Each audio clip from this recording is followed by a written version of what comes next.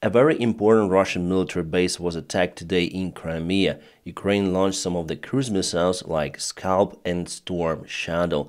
The name of the airfield is Belbek. Something big was really on fire there today. Clearly it was a ground explosion. And later on we have received those kind of the images, so at least 2 of the Kabooms were registered. As usual, Russian officials say that their air defense worked well and they shut down all of the targets in the skies. But on this video you can clearly see a missile or some object flying towards the ground under around 45 degrees towards the ground, hitting the object once again, so the second Kaboom to the same place, because there was the fire before and clearly it is a hit bullseye of the target somewhere in Belbek airfield. Hello my friends and welcome, my name is Dennis and this is the latest update from Ukraine. Let me show you the Google map. So this is the airfield itself. We can see lots of the aprons out there. It is one of the main Russian bases for the fighter jets. As you can see, they have many of them. Those are real ones, not painted on the ground. They do have shadows. And before annexation of Crimea back in 2014, it was the Ukrainian airfield, also for the fighter jets. So what do I think was targeted? Based on the image, we saw a house out there, several-story building.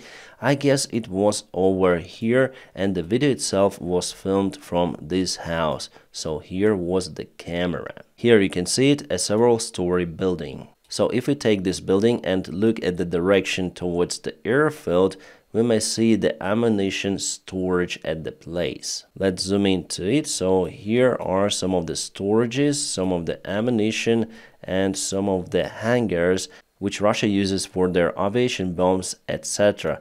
But also there is the huge radar, as you can see, and the air defense systems around. Maybe it was the main target of the Scalp and Storm Shadow cruise missiles. For now, it is early to say of what exactly was targeted, but clearly it was a great fire in the place. So I guess probably it was ammunition, but also could be some of the radars. It's my opinion, and I think that it was like that. There is also one more airfield on the north from Belbek called Kacha, and this was originally a Russian military base. They rented this airfield from Ukraine even before the annexation of Crimea, and I spent every summer of my childhood in this place called Kacha. By the way, Kacha was the first military airfield of the Russian Empire. Even Stalin's son became a pilot over there. The Kabooms today were not just reported in Sevastopol only, there were some explosions in Yevpatoria and also Feodosia plus Jankoy.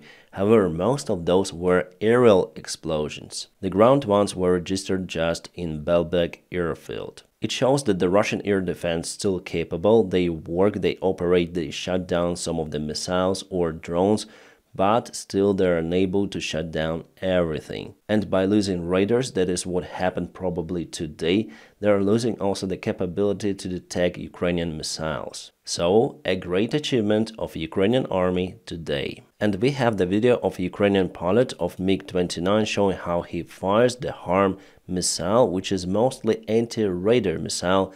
It is capable to identify the origin of the radar signal and just goes to it.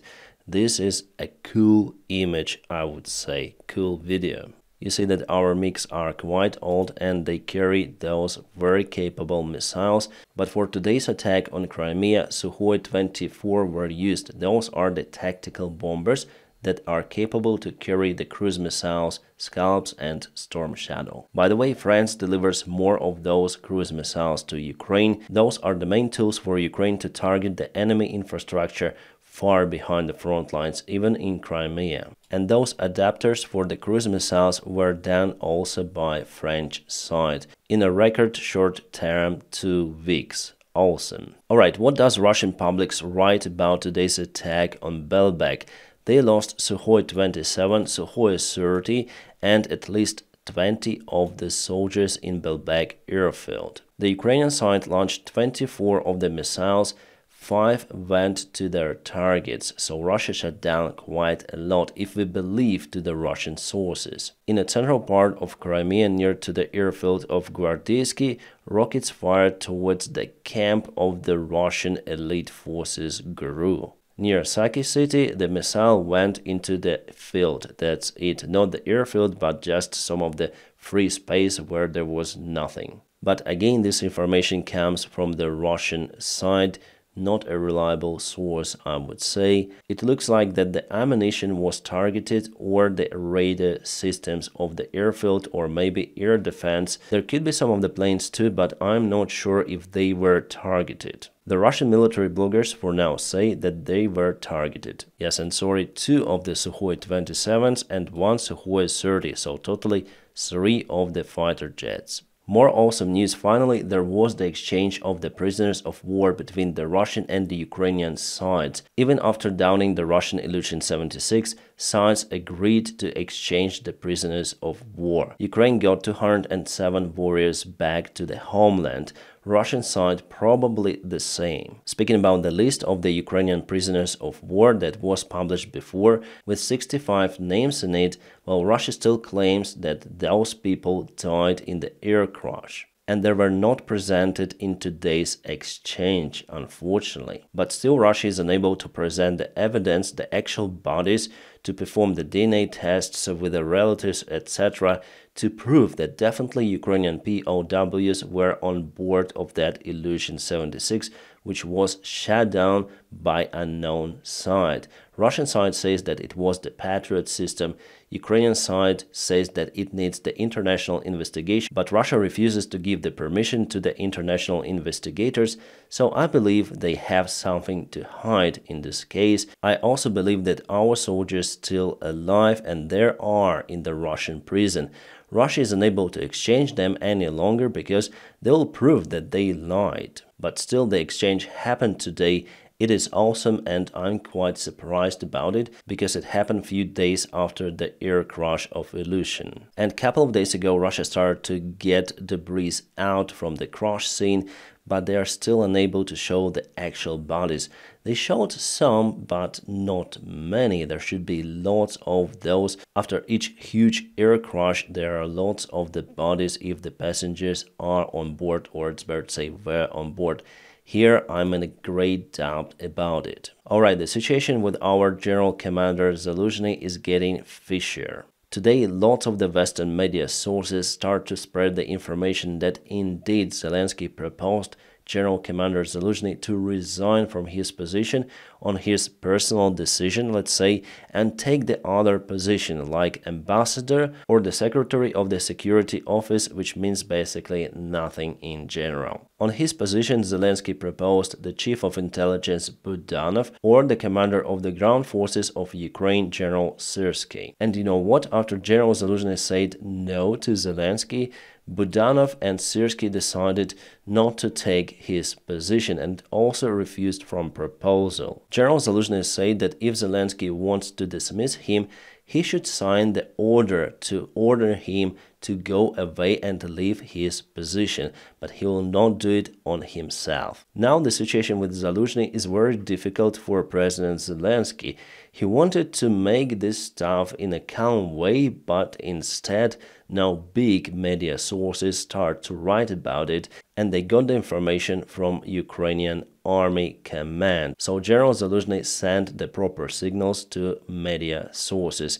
He didn't say it openly, but, everyone understands what is happening. According to the independent polls, Zaluzhny is taking the lead in the possible presidential elections if they someday happen in Ukraine. People in Ukraine trust our general commander and trust Ukrainian army. Well, for now, Zaluzhny is not a politician, but potentially he is a leading figure in Ukrainian politics. Also, I'm calling you not to trust to everything you read in the mainstream media sources. They are partially right over here, but some exaggerated this conflict to a very high level, connecting it with mobilization issues in Ukraine and stuff like that. We'll see how it goes, but if Zaluzhny resigns, it will be a huge strike for Ukrainian morale in general. I don't think that he should leave his position. If Zaluzhny resigns, I'll record a big video describing the situation for you. What's about the Ukrainian army achievements which happened recently? Ukraine targeted many of the Grad MLRS Russian systems. It happened near to Krinky, Kherson Oblast. As you can see, Russia tried to hide those systems into this forest line, but unsuccessfully, Ukraine launched the HIMARS attack on those and targeted 6 of the units per 1 day. Awesome result performed by artillerists of Ukrainian army. Just nice. According to the day statistics, -6 units of the BM-21 Grad MLRS for the Russian army, all of those destroyed. The Ukrainian intelligence chief Kirill Budanov says that Russian offensive will be completely exhausted by springtime. Well, from what we see on the front lines, it could happen like that because Russia is in lack of the human forces and they're unable to announce a new mobilization because Putin wants to get some of the points for elections. After the elections, obviously, they might announce a new mobilization in Russia, but not this winter. And they will use all of their resources planned for the winter very soon with those heavy losses. It means that temporarily Russia might lose the initiative on the front lines, so Ukraine might take it during the springtime if it will obtain enough resources during the February months. Budanov says that Ukraine may start the counteroffensive in some of the limited area. I think that it could be only in Kherson direction across the Dnieper River where Russia doesn't have lots of the defense. And it seems like Ukraine is getting ready for this possible scenario. France will supply those self-propelled pontoon bridges to Ukrainian side. We're gonna obtain 16 of them, so probably they will be used to create some sort of the bridge across Dnieper to move the forces very fast, deploying them in our current bridgeheads, for example in Krinky, and later on advancing southbound to Crimea. This bridge is really unique. It's like a big vehicle able to carry itself all around, very mobile, and that is what we need right now. Maybe not right now, but during the summer time. Some of the American officials, together with inspectors, went to Kiev today. Victoria Nuland says that Putin will be very surprised this year because Ukraine will obtain more interesting weapons. I think that she meant the gliding bombs we were talking about yesterday. Ukraine should have obtained them today. The military officials from Netherlands say that Ukraine will obtain F-16 fighter jets this year. Wow. I guess we should obtain them this winter, right? As it was promised. Not this year, because this year finishes the next winter. No, we need them right now for the summer campaign. Just hope that they will be delivered very soon to Ukraine, because I know that pilots are at the final stage of the training and some of them already passed the training. Russians published the video of how they targeted the Ukrainian RST system, but actually, my friends, it's the high-quality decoy which they actually targeted somewhere in the Kharkiv Oblast. The Ukrainian side showed this fake RST system, which was made, by the way, in Ukraine. It has even this moving radar over here. Wow! Indeed, a very detailed decoy, which unfortunately was lost because of the Russian attack. This is so precise. And the distance to the Russian border here, I think around 10 kilometers, not more. Ukraine would never put the air defense system so expensive in this area. Maybe over here, but not near to the Russian border. But what happened for sure is that the Russian supply base was targeted by Ukrainian drones and was totally demolished, as you can see. Ukraine used the Baba Yaga drones, which targeted the facility from the top.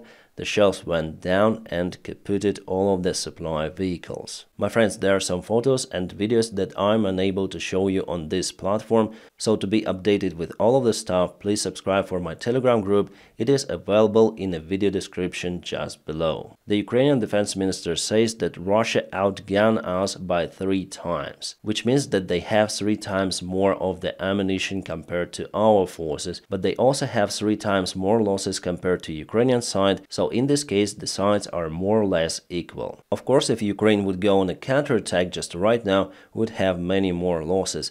which means that staying in defense is more profitable for Ukraine right now during the winter campaign at least. The head of the European diplomacy, Joseph Borrell, today said that Ukraine will get 21 billion euros this year. Yes, compared to the possible support from the United States, it's not that much, but still Ukraine might use those funds to prepare for the future operations, including possible assaults on the Russian army positions, as I told you, maybe in Kherson Oblast. The only country which now hesitates to support Ukraine or not is Hungary. However, today Hungary received a very interesting signal from the European Parliament, because Parliament didn't agree on deal with Orban. Orban proposed more inspections and to build more bureaucratic walls to slow down the military support of Ukraine, but it didn't work. And now it's up to Hungary whether it wants to support Ukraine or not. If it doesn't vote for it, it will lose a veto right. That's very important for Orban to have. That is why I'm almost sure that Hungary will support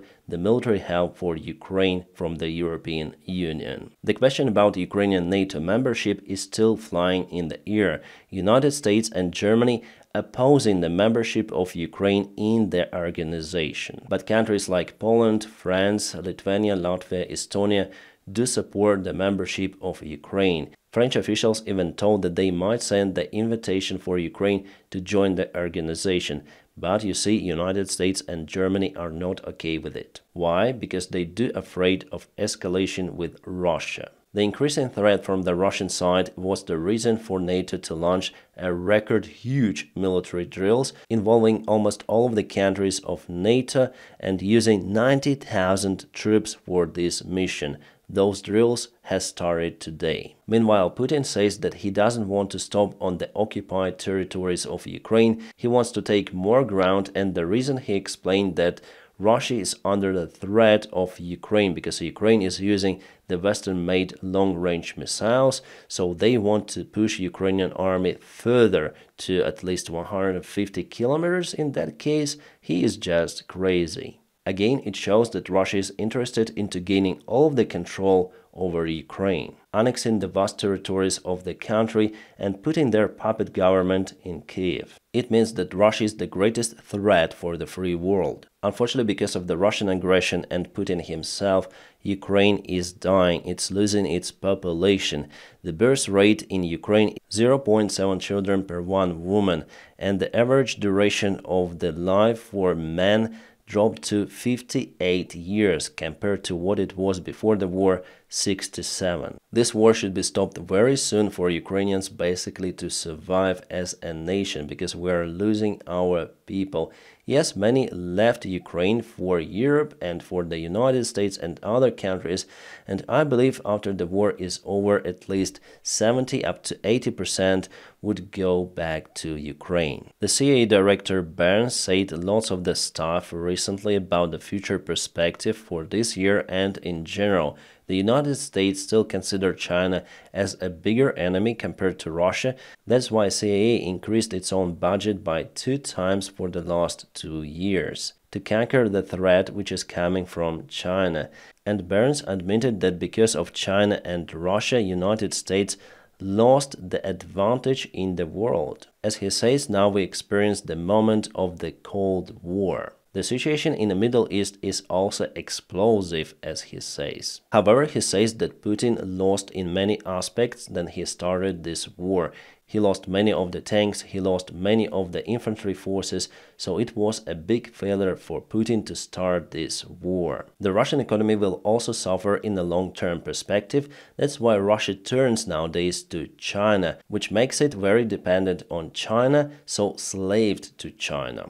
His prediction that Ukraine will be able to withstand against the Russian aggression and will keep its sovereignty. By the way, the Chinese Defense Minister today said to Shoigu that they will support Russia in Ukrainian issue, he says. I guess that China really supplies some of the weaponry to Russia. Actually, they have already been caught several times. And Shoigu, where is Gerasimov? We haven't seen him for 33 days. What happened to him? Was he in Crimea by the time there was the attack of the cruise missiles from Ukraine? Shoigu, you look so disappointed. What happened? So we see how the new axis is created. China, Iran, Russia, North Korea, and all of them support weaponry to each other. But you know, this friendship is unable to continue forever because those countries, those dictators, they do have different ideology. Communist, some sort of the Russian peace, Muslim fanatics. By the way, in China, they jail Muslims just for their religion, nothing more. Uyghurs, I mean. But for now, they are temporarily united. For how long? Maybe for a few years. And Russia, indeed, very dependent nowadays on China. China also wants to expand this club, calling Afghanistan to join. So today it was the official recognition of Afghanistan Talib regime by Chinese officials. We have some awesome news coming from Germany. A new military package will be supplied to Ukraine. We're speaking about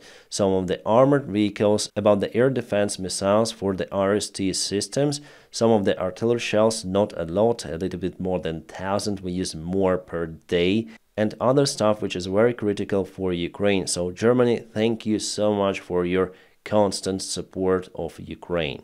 About the military map update, well, today we don't have it, but I can tell you what happened in Novomikhailivka yesterday, because we have a fresh video from the place. Yesterday I got just the screenshots, and today we have the full drone video. Let me show it to you. Here we go with a huge Russian convoy. You may count all of the vehicles out there. I counted like 15 of the vehicles in total in this video. At least 7 of the tanks and 8 of the armored vehicles. Just crazy advancement of the Russian army, and all of that went under the drone fire. So Ukraine launched dozens of drones to the place, targeting everything which was moving, and you see how precisely the job could be done using FPV. FPV really matters. Only with that stuff we were able to stop this huge Russian advancement. Well, artillery also was used, but the main force was FPV. And basically all of the Russian vehicles were burning in the field. Crazy picture, but it is what it is. Russia is losing lots of the stuff in every of their attack attempt.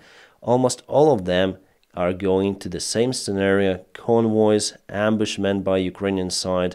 So I still wonder why they go forward again and again. What is the purpose? I mean, they're not liberating the land, right? It's the Ukrainian territory, but somehow maybe they're just brainwashed by the Russian propaganda. Tell me in the comment section below. Maybe Putin uses some of the waves to zombie them.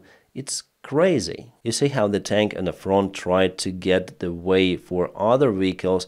It was ambushed, and later everything was ambushed behind. The similar tactics Ukraine used during the summer campaign, but failed with this. Russia do not understand that they fail with it as well and continue to use the mid waves. They do not care about their losses, but finally they'll feel it very soon. I was worried about this Russian advancement, but now everything of that just failed, so Novomikhailivka is quite secured for now. My friends, don't forget to press your huge like to this video. By doing so, you help me a lot. And also, if you want to support my channel, there will be some of the links in the video description just below. Special thanks to my Patreon supporters and the sponsors of my YouTube channel. Guys, thank you so much for your awesome support. My friends, I wish you all a peaceful sky wherever you are, and have a great time.